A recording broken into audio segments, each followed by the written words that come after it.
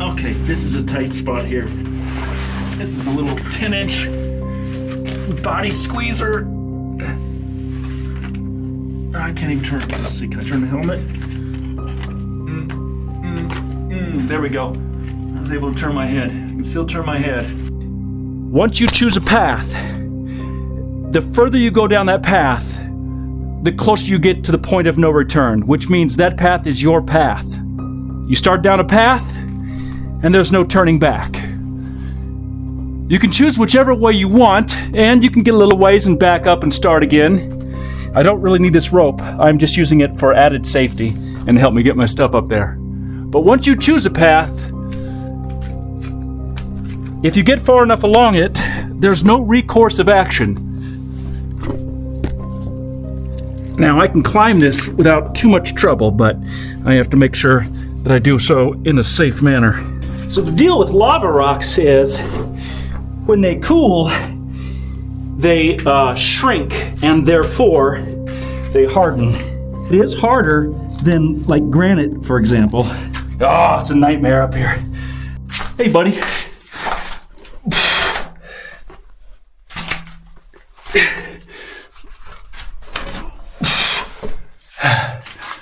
Well, here's the hole. And so my path is chosen. I'm going to leave this here. That way somebody knows I'm in here. People only come in this cave once every couple of months, and away we go. Now, you see a cave like this is both a labyrinth cave and a crawl cave. And these holes like this, they essentially go, well, not forever, but miles. And that's rare. That's not how most caves are configured, especially lava tubes. This was a special kind of lava tube. It's known for being a little bit strange and scary and challenging, and just generally having no friends. Nobody wants to make friends with this cave because it's a nightmare. Welcome to the point of no return. In life, you can get to where you can turn around and stuff, but take someone who's a little older like me. I'm 45. Not in a terrible way, but in a nice way, or in a general way. It's the point of no return.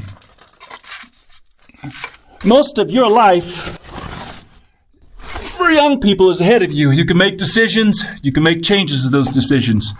But a lot of people, they come to a point where they can no longer make decisions. They can, but they're the word stuck is wrong. But they have chosen a path. They have a family, they have a job, they have a house, they have a location, and that's permanent for them. And that's the path they're going down. And so when that path is met with challenges, the satisfying thing is, I've got to figure this out. I don't have a choice here. I got to figure out this challenge. I got to figure out a way through. I got to figure out where the path goes. I got to figure out how to sort things out with my family, my job. And so this gives you purpose and direction. But every once in a while, your purpose and direction feel like, oh, this isn't fun anymore, or I'm not enjoying this. And that's the deal. When you're a young person, you think, I'll just change course. But when you're past the point of no return, those options are no longer available to you. You may be young and just happy not to take a bunch of options. You don't feel like you need to be creative about your life. But that's also because you don't feel the pressure to choose a path. You don't feel the pressure because you have all the options. But at some point, the options end, and you have to deal with what you have chosen. Let's get muddy! Bah, bah, bah. Wonderful. Now, you can see the ceiling starting to get quite a bit lower. I can see the ceiling starting to get quite a bit lower. My comfort level will diminish quickly as the ceiling height gets lower. My quality of life goes down rapidly with the ceiling, because at some point you're just moving and not really thinking about anything. There's multiple passages through here, so we're taking one, right? One passage. Once we start down it, well, fortunately here, I can actually still turn around.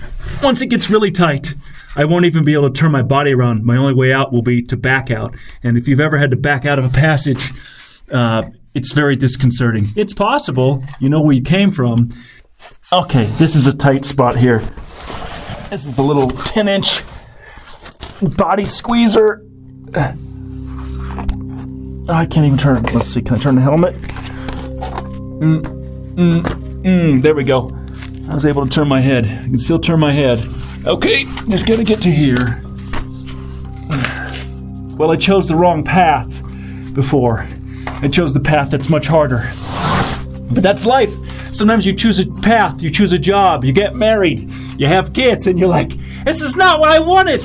Well, it's what you have, and you have to deal with it, and you can't go back and choose different paths. This drives people crazy.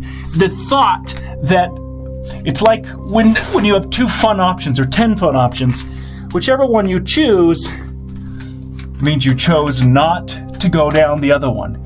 And so you are missing fun, and you're having a certain amount of fun and a certain amount of enjoyment, but you don't know the mystery of what you missed. And the only way to deal with that is to let it remain a mystery. It's just, you picked the path, you gotta go down it. You know, they make equipment like bags and stuff for caves, so that, and gear for caves, but so the idea is that you can drag it, waterproof, really tough stuff, but it doesn't matter in a lava cave. This is gonna suck. Excuse me.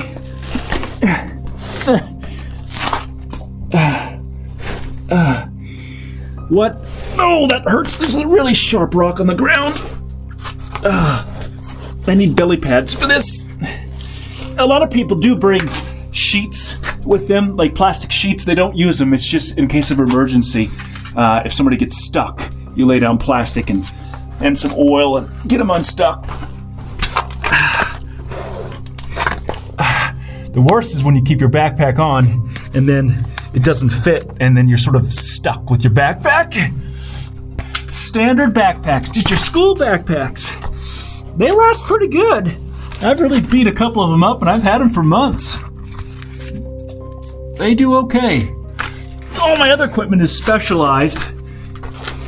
I wear a lot of motorcycle gear in these crawly caves. A lot of elbow pads that are just designed for motorcycles because they're the cheapest. You get cave specialized gear. You get coveralls are like $15. If you get cave coveralls, they're like $300. They're waterproof.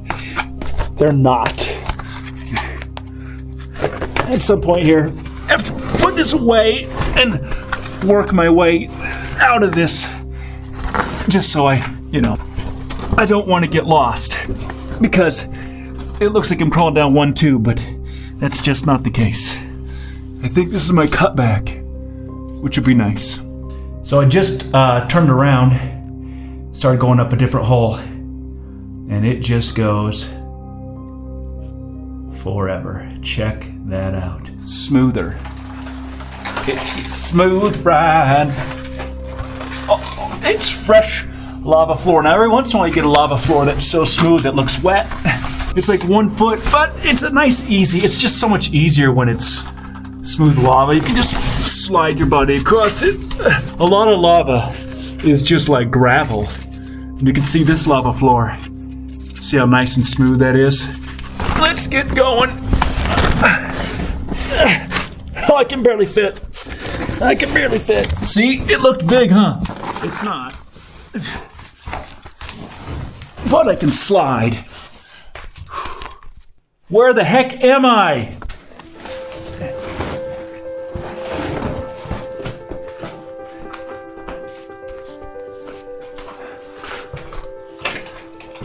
Oh, this is just berserk. I can hear the water, but I can't find it. Well, let's go.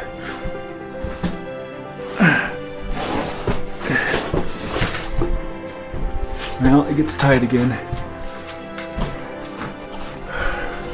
You can hear that water.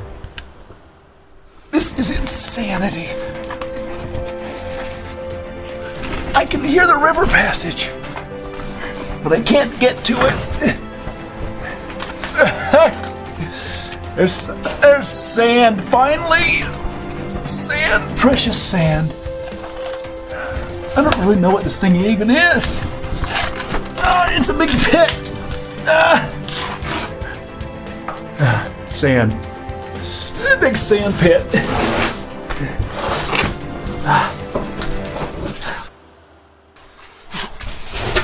I'm out. I think this is the room. It is so stinking huge. Passage. Oh, there's a million ways this could go. Oh, this is a creek. Oh my goodness. That is really nice to see. Check it out. The creek. We're saved. But look at the nightmare of choice. For all the ways you could go versus all the ways that you would go. And look where we have ended up. Right back where we started.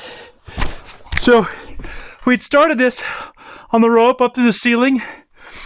We'd passed, it's essentially this way, but it's down and one of those loops back around to here. Unbelievable. Well, I can fetch my tripod and the rest of my gear from here, and then we can be done and get out of Dodge. Well, I'm finished. I made it out of the cave. I got out on the road here just to finish this up. I wanted to get the mountain in the background a little bit, but I'm exhausted. I'm filthy. I'm ready to go home and have supper and, you know, either sleep or die. I don't care which at this point. But thanks for watching. And, you know, we need a catchphrase. See ya underground.